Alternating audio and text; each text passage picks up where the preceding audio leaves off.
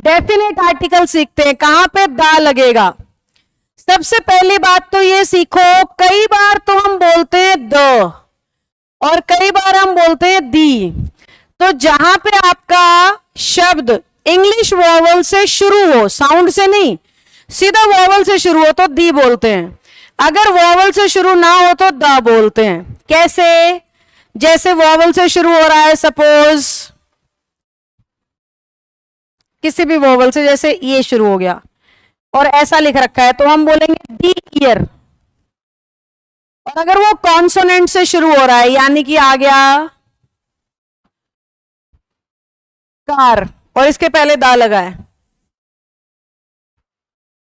यानी कि आ गया कार और उसके पहले क्या लगा है, तो हम कहेंगे द कार। ये फर्क होता है। तो आपने ये देखना है, यहां से जो यहां जो अल्फाबेट है, अगर वो ए ई आई ओ यू में से है तो दी पढ़ो, अगर इनमें से नहीं है तो दा पढ़ो। ठीक है? अगर इनमें से नहीं है तो दा पढ़ो। अब एक्चुअली में ये दा लगता कहां कहां है, ये तो मैंने ओरल रूल बता दिया कि बोलते हुए जो काम आएगा। अब लिखते हुए दा कहां कहां लगता है, ध्यान से देखो। एडजेक्टिव की सुपरलेटिव डिग्री पे दा लगता है।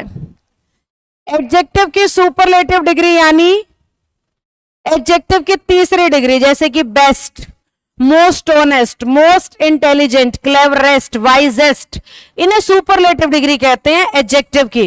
ये हमेशा या तो ईएसटी से खत्म होती हैं या मोस्ट से शुरू होती हैं।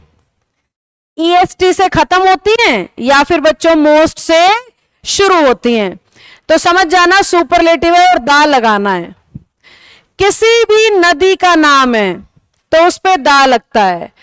किसी भी सी का नाम है दा लगता है। किसी भी ओशियन का नाम है दा लगता है। जितने भी होली बुक्स हैं सबके नामों पे दा लगता है। जितने भी डायरेक्शन के नाम है, ईस्ट, वेस्ट, नॉर्थ, साउथ, सबके नामों पे दा लगता है। इंग्लिश न्यूज़पेपर के नामों पे भी दा लगता है। इंग्लिश न्यूज़पेपर के नाम पे भी दा लगता है, जैसे the Hindu, the Tribune, the times of India, इस तरीके से। इसके अलावा बेटा जितने भी हिस्टोरिकल मॉन्यूमेंट्स हैं सब पे दा लगता है। हिस्टोरिकल मॉन्यूमेंट्स का मतलब है ऐतिहासिक बिल्डिंग्स, जैसे कि लाल किला, ताजमहल, इस तरीके से। जितने भी किसी भी प्लेनेट का अगर नाम है तो उस पे भी दा लगेगा। The earth, the Jupiter, the Neptune, इस तरीके से। Thank you Bhavna.